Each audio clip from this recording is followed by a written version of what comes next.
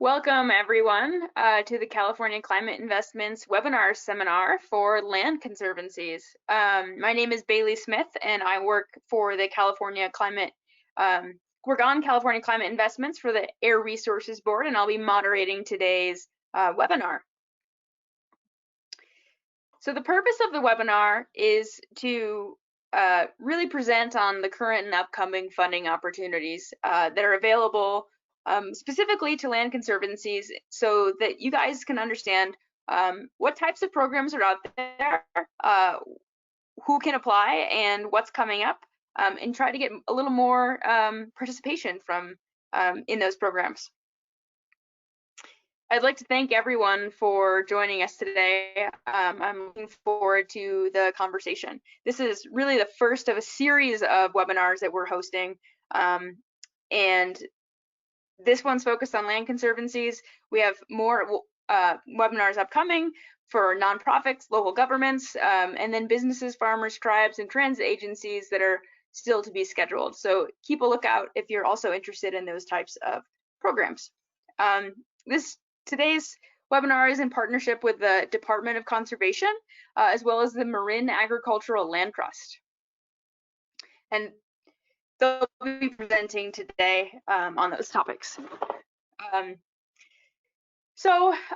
In recent times, the collaboration between tribal nations and the state has grown, and fortunately, it continues to grow.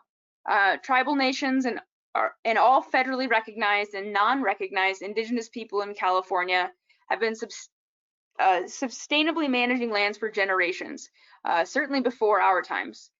California's history has not been kind to tribes, with each era bringing different atrocities to tribal people, from land depossession, discrimination, cultural impacts, and loss of life, to name just a few. To this day, many tribes continue to mobilize to preserve their culture and fight for restoration of their rights and lands while forging new roads towards equity and autonomy.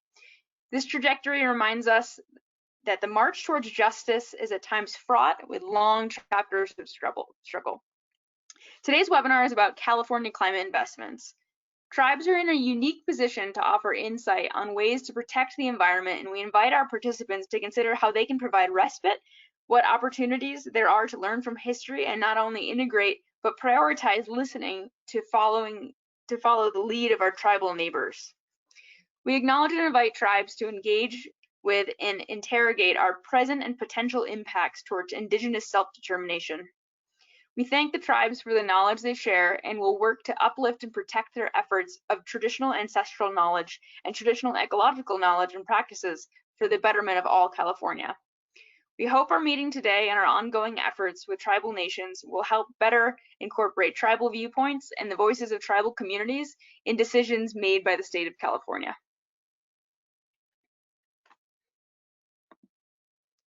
So for today's webinar, this is a brief agenda of what we're going to cover. We'll give you an overview of the climate investments and specific funding opportunities are coming up. We'll then hear from our speakers who will each give a short presentation about their role in our programs. We'll then follow up with a question and answer session. All the PowerPoint slides will be posted on the investments website as an ongoing resource if you'd like a copy. If you'd like a copy of the presentation, please don't hesitate to reach out to us via email. Additionally, this webinar is being recorded and we'll be posting that as well. So once our Q&A session starts, there's going to be a couple ways to interact with us. First, you can send us a chat. That chat function is in the GoToWebinar on your panel on the sidebar. You can also send us a direct message via social media on our Twitter account. And also feel free to email us, and the email address would be at info@ca.climateinvests.ca.gov. In your handout section, which is also available on the right-hand side of the GoToWebinar, you can find detailed guidance if you'd like further instructions on how to submit a question.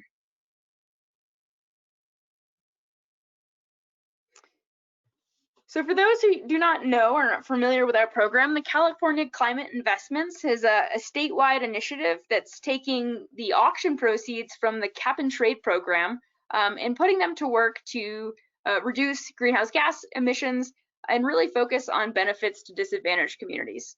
The funds from the California Climate Investment are deposited in the Greenhouse Gas Reduction Fund, also known as the GGRF, you may have heard.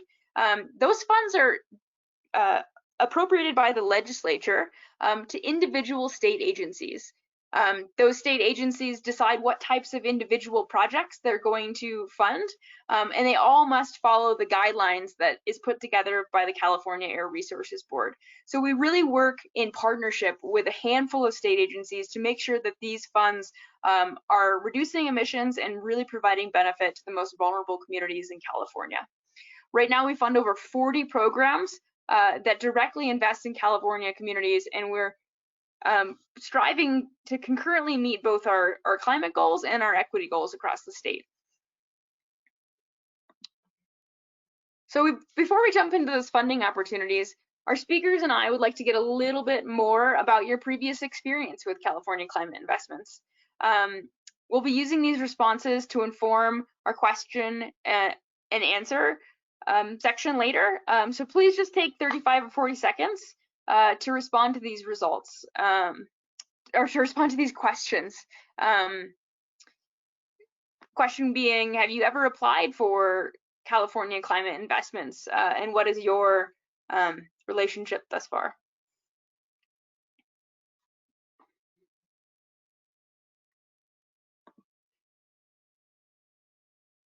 It looks like most of the people that have responded so far, we've got about 70% of the vote in.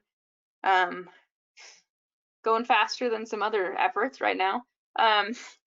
About half of you have not applied for California Climate Investments, and about a third of you have applied and have received funds. So there's a bit of a mix, but most of you are new to the program. So it's great to have you all here today to learn more.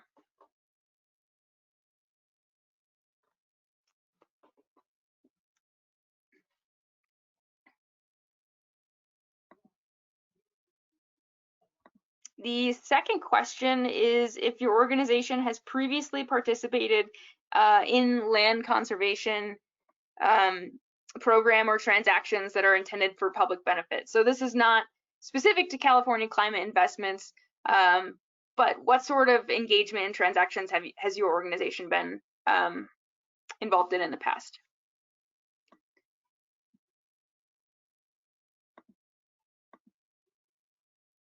I'm not sure if you can all see that poll. I'm not getting any responses on my end.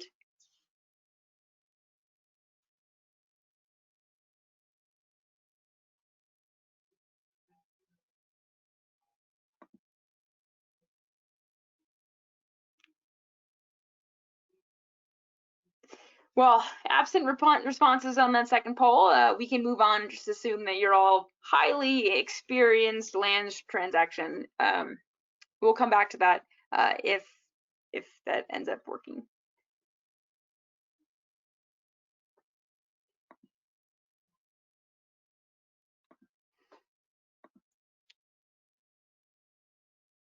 So next we're going to talk about the funding opportunities that are available for land conservancies through the California Climate Investments. And we'll bring the slideshow back up and run through some of the information there. Just as a reminder, the slides that we'll post will be posted online, so don't feel pressured to absorb all of the information right now. There's a lot of info on the slides. This is just a reference for now. Another great resource is the California Climate Investments website, where you can find program pages that are specific to the applicant eligibility. So there's a specific drop down for land conservancies, and you can see what programs are available to you. Yeah. So first, our program we're highlighting is a Sustainable Agricultural Lands Conservation Program, very affectionately known as SALC. And we'll be discussing more about that program today. But this program protects agricultural lands from conversion, and specifically at-risk lands as a way to sort of partner with infill development in other areas of the city. And this is part of the a continuous appropriation. So this is a program that gets funding every year that has been a critical resource for land conservation broadly and within the California Climate Investments programs. So another program we have is the Healthy Soils program. This has been a program that's in high demand for anyone doing soils practices on farms and on other ranch lands. There's no current funding available right now, but we expect that in future funding years, this program will continue and continue to have a high demand. So as you're thinking about ways to manage your land, healthy soils practices are a really great way to improve carbon sequestration and land conservancy in general. Next slide. So another program we have is the Forest Health Program, which funds a suite of different forest health projects, but one of those really important programs is the part of those programs is conservation easements for landowners, and that part of the program is called the Forest Legacy Program. This has been a long-standing California Climate Investments program since the inception, not currently having funding right now, but like Healthy Soils, we expect additional funding in the future.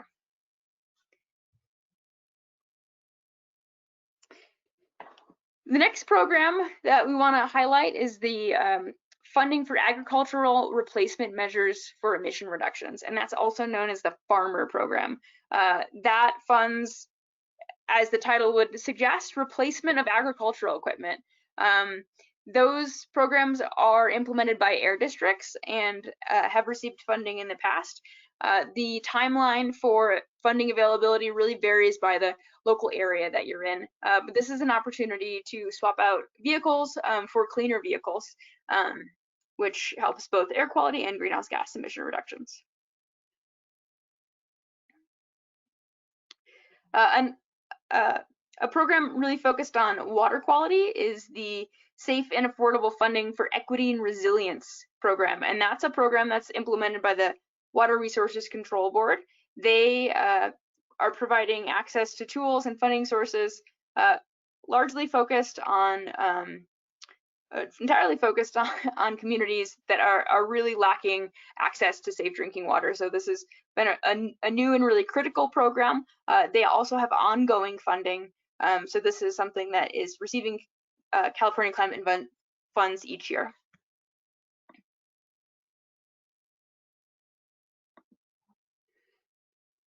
Another program that is a potential avenue is the Hybrid and Zero Emission Truck and Bus Voucher Program. If any of your organizations operate heavy duty vehicles, this is an opportunity to swap those vehicles out for cleaner vehicles. There's continued funding through a variety of sources, not just California Climate Investments, but also the Air Quality Improvement Program. But this has been a long-standing program that we expect to continue in the future. A similar program that really focuses on passenger vehicles and smaller fleet vehicles is the Clean Vehicle Rebate Program, another program that we administer, California Air Resources Board, that gives out rebates for swapping out vehicles for newer, cleaner vehicles. This program, the Technical Assistance Program, is a very critical program for all of the funding opportunities. And that is the Technical Assistance Program that provides resources for both applicants and for the application process and the quantification process. It also builds capacity in under-resourced communities. This has really helped improve participation in the program and is a resource across a variety of different individual specific funding sources.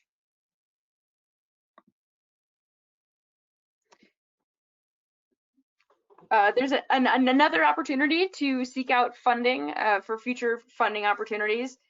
Here we have the Funding Wizard, which is something we maintain at the California Air Resources Board. The website is listed on the slide at fundingwizard.arb.ca.gov. The other opportunity is the California Grants Portal, and that's something the State Library puts together. It shows information about grant and loan programs across the state.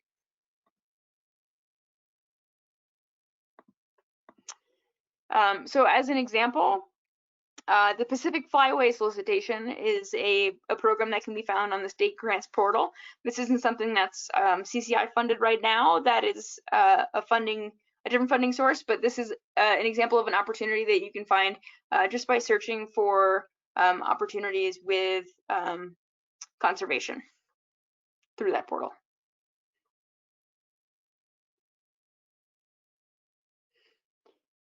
So now we'd like to have a project manager for one of our highlighted programs, the SALK program, to join us to present on that program and the application process and the best practices in applying.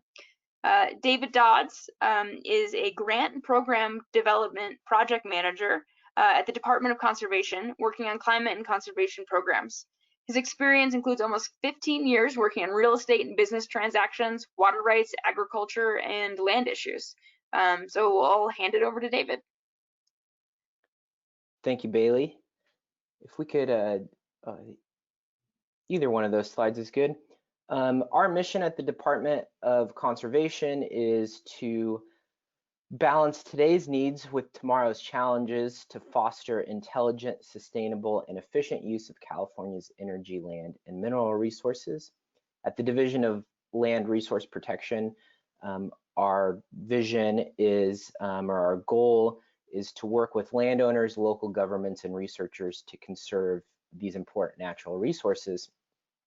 So when the Sustainable Agricultural Lands Conservation Program was created as part of the Strategic Growth Council's Affordable Housing and Sustainable Communities program, they partnered with us to develop the vision and the mechanism to implement this program. So it's a partnership between multiple state agencies. The day-to-day work is done by those of us in the Department of Conservation. And what I'm going to talk about for the next few minutes is the value proposition and challenge of why we should be conserving agricultural lands and the value it provides to both the public and the state, and then talk a little bit about the mechanism and how you can apply and become part of this program. As we hopefully all know, California is the nation's leader in agricultural value and use. There's over 62 million acres of rangeland in the state and almost 10 million acres of irrigated prime farmland, producing 67% of the nation's fruits and 34% of the nation's vegetables. But it's not just limited to your region or the nation. These products are traded in international trade. California rice, almonds, and other nut produce goes all over the world.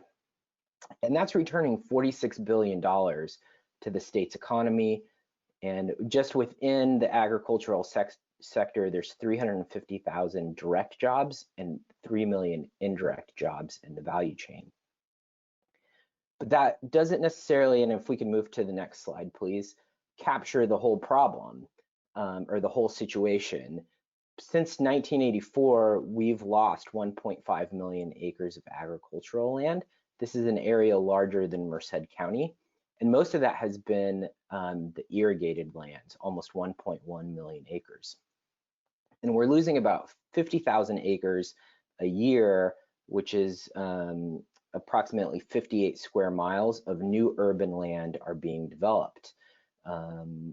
And so what SALK is designed to be is an opportunity to support that housing need that is clearly there, that is driving agricultural land loss, while preserving agricultural land by conserving these properties and removing that development threat. The goal, the idea is that development would then transform from sprawl or rural residential type development to better planned for the local community infill within the existing jurisdiction development. And we see this happening throughout the state as more and more lands are conserved. These areas are becoming more better fitting a vision of development that the local community supports. We can move on to the next slide, please. So SALC supports the goals of AB 32 by avoiding increases in greenhouse gas emissions associated with the conversion of agricultural land to non-agricultural uses. And I think we're going to see a greater emphasis on this type of conservation as the state agencies work to implement Governor Newsom's recent executive order calling for an increase in nature-based solutions to fight the impacts of climate change and make the state more resilient. Specifically, that order called for immediate actions from state agencies to increase carbon removal and build climate resilience in our forest, wetlands, agricultural soils, urban green spaces, and other land conservation efforts. But SALC, and excuse me for using the acronym, I know it's not always the most friendliest word to hear, but SALC has been a part of this strategy for 7 or 8 years now. In the last, in that time period, we've achieved an avoidance of 14 million metric tons of greenhouse gas emissions. We've conserved 114,000 acres of agricultural land. We've funded 14 planning grants. And those we think are providing real concrete benefits to both individual farmers, but also to the state. While we don't have these kind of numbers specifically for SALC, the California Rangeland Trust recently completed a study with the University of Berkeley, the University of California at Berkeley, looking at 56 of their conservation projects, which are approximately 300,000 acres, some of which were purchased with SALC funds. And the results of this study was that these 56 properties are contributing $1.4 billion in ecosystem services a year and returning almost $3.50 for every dollar invested when considering the loss of those ecosystem services if those properties had been developed. So we think there's great potential for these properties and these kinds of conservation projects to return real benefits to the people of California. The value proposition for individual landowners is also great. Farmers are often land rich and cash poor, and this is one way to return investment dollars to landowners while also conserving the property for future agricultural use. Farmers can then use that capital to help with things like paying down debt or securing generational succession or providing capital improvements or equipment purchases, or making other investments in the properties to reduce water use or become more efficient. So we think there's benefits for everyone involved in these kind of projects. If we could go to the next slide, please. And there's two types of projects that are eligible for funding through SALC. One is planning grants and the other is acquisitions. And we'll talk briefly, and if we could move to the next slide, please, about the planning grants. While they're designed for cities and counties and other local planning or agencies, there is a role for land conservancies within these projects. And I suggest if you working with your local planning agencies as part of these projects. The planning grants are designed for local governments or other land agencies with some land use control to develop plans for the protection of agricultural lands at risk of development to non-agricultural uses. And really what we're looking for is innovative ways that local planners think they need help to do to support agricultural use agricultural land stewardship and the economic viability of those regional food systems, which are so important.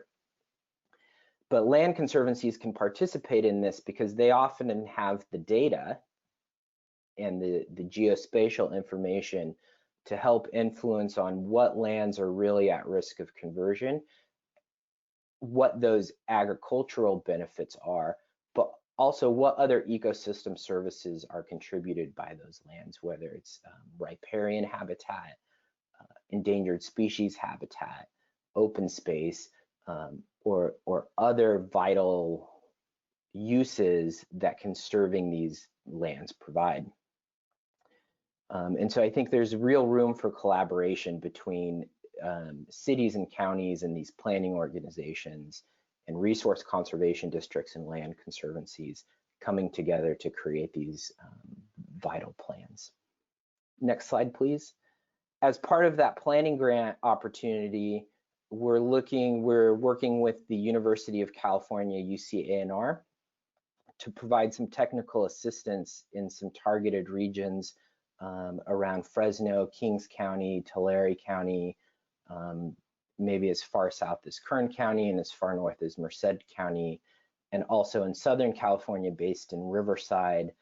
And the UCANR contractor will be working with planning organizations to build that bridge between university research, our SALC programmatic efforts, and local planning bodies to ensure that SALC resources are equitably utilized across the state in areas that we've seen are under participating in this program, but have vital agricultural resources and are experiencing agricultural loss, land loss at a rate greater than other areas.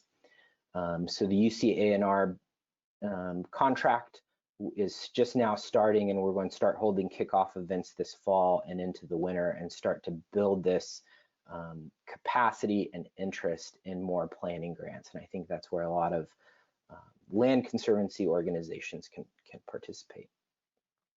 Next slide, please. The second type of project that we offer are acquisitions, and this is where perhaps more directly land conservancies and land trusts will be able to participate. The program funds the purchase of conservation easements and fee title purchases to protect properties at risk of conversion, and the program guidelines detail what risk of conversion is, but it's property within proximity to already existing spheres of influences or built out suburban or rural residential style development. The eligible applicants and the conservation easements are held by land trusts, cities and counties, open space districts, Native American tribes, and other organizations that have agricultural land preservation as part of their duties, their goals, all in accordance with Public Resource Code section 815.11. We fund, as I said, up to 75% of the purchase price of a conservation easement.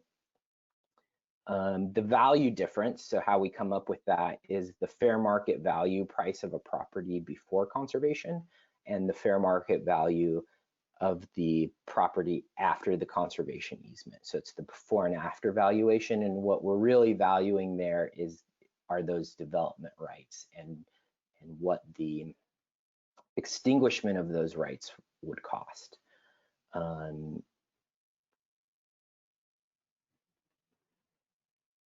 As we review, well, on the valuation, the important part of this to understand now as you start thinking about the future is, as you begin to develop projects, really thinking about what the fair market price of, or what a reasonable estimate of the property's conservation really is. We've heard stories recently of agricultural property in Santa Clara Valley being sold to tech companies for 3 or 4 times what their fair market value is, but really think about what that means, and does that really impact property in your region. I would guess if you're not in the Santa Clara Valley region, it probably doesn't. So be realistic with yourself and your landowners as you start developing projects about what that valuation might be. And then as we work to review projects, we look at 3 bases. One is the eligibility. So what is that risk? And if that property were developed, what is the development scenario that makes most sense? From there, we look at how many houses, how many residences would be developed. And then each of those residences has to go somewhere to work and shop and recreate, right? And so what are the vehicle miles traveled with living in Ventura County outside of Los Angeles, but working in downtown Los Angeles or other urban areas, right? And then so we get those vehicle miles traveled, and then we convert those to greenhouse gases emitted. And so each one of those trips might emit a certain amount of greenhouse gases. But if we're protecting this property, we're avoiding those emissions. And that's how we get to that 14 million metric ton number of greenhouse gases avoided. The grants have a 2-year time period, which is why understanding the property and looking at its readiness to actually be conserved is important. I suggest that you look at everything about the title and the title report, and work with the landowner to really have a good understanding about that. So while a bank loan or a mortgage might be readily removed from title or subordinated to a easement, if a long-term fight with the neighbor over access or where the property boundary is might take longer than 2 years. Additionally, if the subsurface mineral rights have been removed from the property during the gold rush, and those mineral rights are held by some corporation out there, that might take a long time to resolve or even track down, right? So start thinking about what obstacles exist in the chain of title about this property. And as you think about that, if you could go on to the next slide, and as you start to develop your projects, know that we're here to help and to provide technical assistance to you as you start looking at your projects. And it's never too early to start thinking about your projects. We are continuously funded through the CCI program, which makes us one of the unique conservation programs, and we plan on annual that continuous appropriation through our program cycle. So for next year, we'll have program guidelines out in the winter time, and those will be adopted in the spring. And we, one thing that we're really trying to set up is this every fall we'll have applications due, and every winter we'll be making awards. If you do contact us in the next few weeks, please be patient. We are still closing out review of this year's projects, and we'll be making those awards in December. So just, if you email us, it may take us a couple weeks to get back to you, but we do want to provide that technical assistance as early as possible. And I think with that, I'll pass it back to Bailey to introduce Brady, our next speaker. Thanks, David. Just as a reminder, folks, if anyone has questions for David, please submit them, and you can do that through the chat function or social media, or email us, and we'll hold those questions until after Brady's presentation towards the end. So with that, having heard from David, our program manager, I'd like to now invite one of the actual SALC grantees to speak with us about his application process and lessons learned. So Brady joined the Marin Agricultural Land Trust, known as MALT, in 2020 to manage the real estate acquisition and conservation program. Prior to MALT, Brady served in the Governor Brown administration as Assistant Secretary for Policy at the California Natural Resources Agency, focusing on the state's conservation and environmental challenges. He's also worked for the Trust for Public Land in San Francisco for 11 years, managing land conservation transactions to create parks and open space. So with that, Brady, take it away. Hello, thanks, Bailey. Can you hear me? I'll assume you can hear me. It is an honor to be a panelist for this California Climate Investments webinar on funding for land conservancies. Again, my name is Brady Moss. I'm the Associate Director of Conservation for the Marin Agricultural Land Trust, also known as MALT. And just a little background on me. I've been with MALT since late spring of this year, and I manage MALT's real estate acquisition program. And though I'm new to MALT, I spent 11 years at the Trust for Public Land in San Francisco working on land conservation projects, so I'm familiar with land conservation in California, especially working with state funding agencies. Next slide, please. So let me introduce MALT. We are a private, member-supported, nonprofit organization created in 1980 by a coalition of local Marin County ranchers and environmentalists for the purpose of permanently preserving Marin County farmlands for agricultural use. And our mission today remains just that, to permanently protect Marin County's ag land for ag use.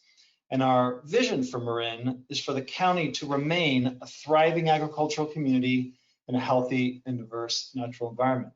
And just a note on our history, MALT was the first agricultural land trust in the United States, and we helped pave the way for farmland, rangeland, and other ag land trusts across the country. And one of MALT's primary tools for protecting land is the use of agricultural conservation easements. Slide 3, please. Marin has had quite an impact on, MALT has had quite an impact on Marin County. To date, we have protected more than 54,000 acres of Marin farmland through agricultural conservation easements, which is more than half of the privately owned farmland in Marin County. And if you look at the map on this slide, you'll see several groups of properties grouped in various colors, showing corridors of land that MALT has protected. We currently own and manage 86 agricultural conservation easements. Next slide, please. So MALT won a SALC award last year for a property called Schlesinger Ranch here in Marin County, but that was before my time with MALT. So today I'm going to speak about my experience as a SALC, Sustainable Agricultural Land Conservation Program, SALC applicant, and specifically as a SALC acquisition applicant as opposed to a planning applicant. This past August, on behalf of MALT, I submitted not one but 2 full applications for conservation easement acquisition funding. And I'm going to give you an overview of one of those projects, the P.C. Dolcini Family Ranch, featured here on this map. And it's the heart-shaped red property in the middle of the county. This is an almost 1,200-acre ranch in the heart of Western Marin County that supports a sustainable beef cattle grazing operation. And you can see that it's adjacent to and within a larger landscape surrounded by other protected farmland, most of which is protected with MALT's agricultural conservation easements. And the P.C. Dolcini Family Ranch has been held and stewarded by the same family for over 100 years, and the family would like to preserve that heritage, and so they reached out to us. Next slide, please. So one of my first steps in preparing for a SALC application was to study and get familiar with the program guidelines and application requirements, some of which David Dodd just walked us through. Here's a slide showing a checklist. This is the SALC acquisition grant application checklist. And I'm going to focus on the top part of the page, the required components. So again, one of the first things I did was analyze each of these components to get a sense for how long it would take to complete them. And depending on your organization's resources, some of these items may be more or less difficult to cure. For example, maps. MALT has a solid GIS and mapping capability, so it's fairly easy for us to generate maps.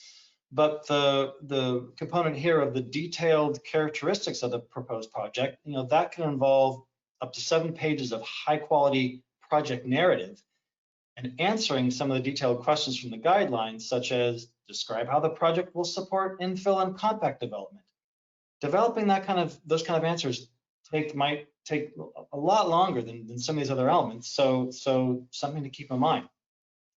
Some of the other components, like the applicant resolution of support and the certification of acceptance of funding conditions, both of those require authorization from your organization's governing body. So for MALT, this means we needed board of directors approval, and so this means looking at our calendar to determine which future board meetings we might be able to meet and which committee meetings we might have to go to beforehand. So it becomes this calendaring exercise of when is the SALC application due and how do I get all these components on track to be completed by that time. On the topic of signatures, one of the required components is a buyer-seller letter of intent, which requires signatures from everyone on title. So depending on whether there's one person on title or up to, who knows, 30, you'll need to consider how long it's going to take you to wrangle all those signatures. So overall, understanding the details and timeline for completing these required components, that was a key part of my preparation. Next slide, please. So as for some lessons learned after going through the SALC application process, for the PC Dolcini Family Ranch project, one of the main lessons for me was the importance of understanding title issues affecting the property and identifying early on any title issues that might be troublesome. If you look at the application checklist, one of the items is a preliminary title report and underlying documents. So for many reasons, I think it's important for your organization to do a thorough title research. And one of the reasons is that SALC staff will likely have questions if there's anything problematic on title, and they'll likely expect you to be able to provide those answers. And on that note, in the late 1970s, early 80s, the landowners of this ranch sold some of their property to a local water district, the Marin Municipal Water District, to create a reservoir. And you can see on the slide that there's a reservoir on the northern boundary of this ranch. Well, some of the easements that the water district secured on the landowner's ranch include the operation, different things they need for the operation of their reservoir. And some of those types of easements are difficult to depict on a map. And so when SALC staff, rightly so, started asking me questions about those easements, I had to scramble for answers I wish I had figured out earlier. So for example, the water district had secured a flooding easement over parts of this ranch, and SALC staff were curious about the extent of those flooding easements, especially if the county were ever to exercise their flooding rights, could those rights impact the ranch? So for example, where are those potentially flooded areas and how much acreage do they comprise? And are they in the developable portion of the ranch or non-developable? And could they, for example, interfere with access, with roads? Could they potentially cut off physical access to the property? So I would say if your org doesn't have in-house attorneys, I'd recommend hiring legal counsel to help identify early complicated title issues that might affect the property and how to understand the implications of those issues, not only for your organization's potential future ownership of that land or an easement, but also, again, because the SALC grantor staff are assessing whether to provide funding for the property, and if they don't have good answers, they may be less inclined to fund the property. So next slide, please. So just a few lessons learned. I say start the application early. I would recommend 2 to 3 months before the deadline to give yourself sufficient time to research and prepare everything. On title issues, again, I'd say hire counsel to thoroughly understand the status of title. Earlier, I mentioned the buyer-seller letter of intent. I would say landowner authorization is something to consider. You may have a small amount or a large amount of people on title who have partial ownership. And for the SALC application, all of them will need to sign this document. So it may take time for that. You'll need, and so starting that early is important. And lastly, I'll say on the subject of partnerships, I would recommend seeing SALC staff as one of your partners. I would reach out with questions, clarifications, just throughout the application process. I would reach out to them if you have a need. So next slide. That is it for me, and I'll pass it back to Bailey. Great, thanks, Brady. That was very helpful. So for the next part, we are going to answer all of your lovely questions.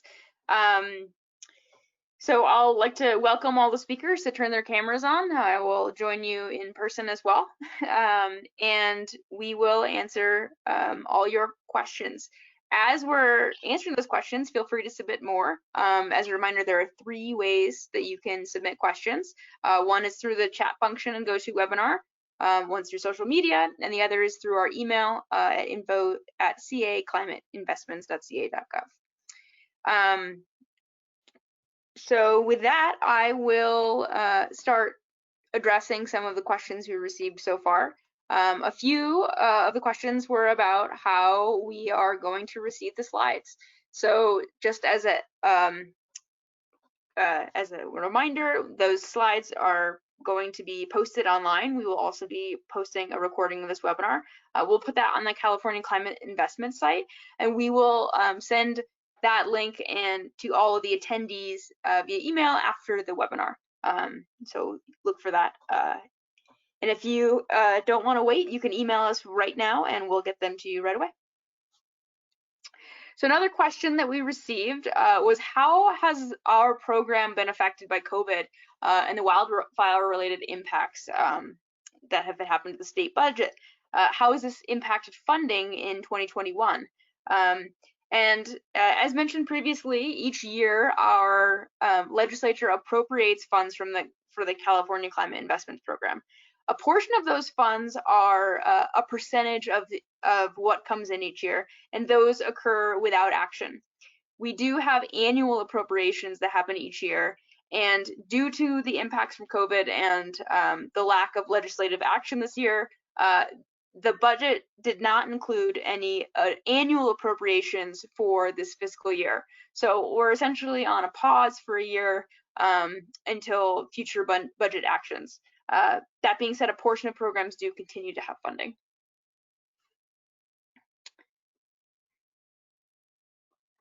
Another question we have is, do you have any examples of land conservancies designated for compact infill development of affordable housing?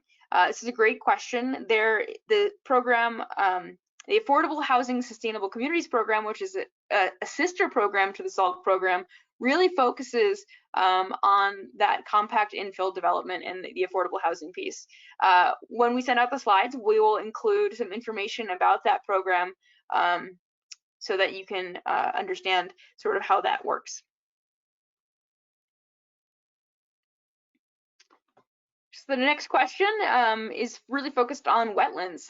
Is there funding available for permanent conservation restoration of wet meadows found within the Sierra Nevada? In the past, we have had, through California Climate Investments, a wetlands restoration program. We've received over $50 million through that program and funded a suite of projects. There isn't currently funding available, but I will let David respond to that question with some other potential opportunities. Yeah, through the Department of Conservation's Proposition 68 funding, we do have money available next year for conservation of riparian areas on agricultural lands, including conservation of wet meadows. So the question really is, for the person who asked it, is, you know, the potential lineup for that is if that's on agricultural lands, recognizing that in some places like the Sierra Valley, or other meadowy areas, there's a lot of grazing and agricultural use going on.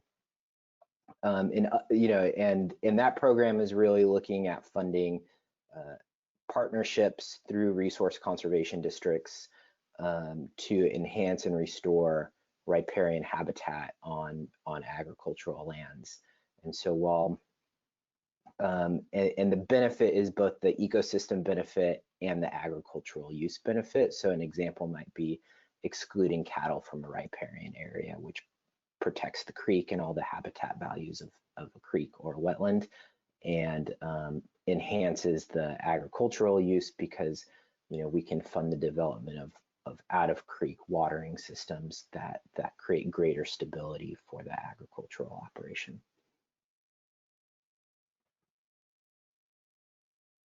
I also expect there to be more funding for this kind of work, as agencies look to how they can implement the governor's recent order on natural and working lands. That's an excellent point, David. Thanks for that response. I have another one for you that's in a similar vein. Are there grants that are available for water table restoration? Some examples of this would be rewilding, ag land, or golf courses. Yeah, water table restoration is going to be particularly in severely overdrafted water basins, groundwater basins, a real topic of discussion moving forward. And I'm not off the top of my head, I'm not aware of anything specific. The Department of Conservation, in partnership, I think, with the Department of Water Resources, is rolling out a new type of watershed coordinator program, which is something the department has traditionally done, looking at watersheds in some of those severely overdrafted groundwater basins. Thanks. There's another opportunity for watershed coordination grants through Department of Water Resources as well. Another question coming in from the website is, how can this funding support agriculture? So we have a suite of programs that fund agriculture. Some of those were listed on the slides earlier. The Healthy Soils program is a great way to fund agricultural practices specifically. We also have a program for replacing agricultural equipment, the Farmer program, focuses on mobile sources. We have other programs that are really heavily focused on agriculture and dairies. And then the SALC program, of course, is a big contributor, and I'll let David speak more about that. And I think, yeah, the common theme between those programs and SALC and land conservation is really, and whether it's a planning grant or an acquisition grant, is really looking at how do, like a Healthy Soils project or a conservation project help support the ag viability, whether within the region or on a specific property, right? So a planning grant is going to look at it regionally, a conservation program may look at it specifically. So if it's a Healthy Soils type project where they're looking at adding amendments that improve carbon sequestration, that can help the farm. It could also be a project that reduces water use or uses water more efficiently. Conservation, I think, provides oftentimes a cash influx to the landowner, which we often hear gets used for capital improvements or paying down debt or generational succession issues, to make oftentimes to make the property more affordable, so the next generation of landowners can come in and start farming the property. Thanks. Next question. Are there instances where local governments have taken advantage of the acquisition grants? Yeah, I think the example that most readily comes to mind is in the Santa Clara Valley, where they first created a priority plan with our SALC planning grant program, and then have secured subsequent easement conservation acquisitions utilizing that priority plan. And I think that's a really big success story for us for bridging both parts of the program. In the most recent round of projects that we're evaluating now, there is a local government that is applying for an acquisition on a property that might otherwise, it's within their sphere of influence, and it might otherwise be developed if it weren't conserved. So on the other side of things from local governments, there's a question about how can we help individual landowners pay for conservation on the property? And I think part of that question really depends on the type of use that that land is. For example, the Forest Health Program, if you have a forested land parcel and you really want to protect the carbon that's sequestered in those trees, that's sort of a different process than if you said it had agricultural private land. I think Brady can also talk a little bit about their relationship, Malt's relationship with private landowners as well.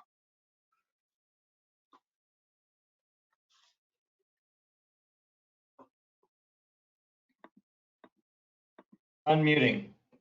All right.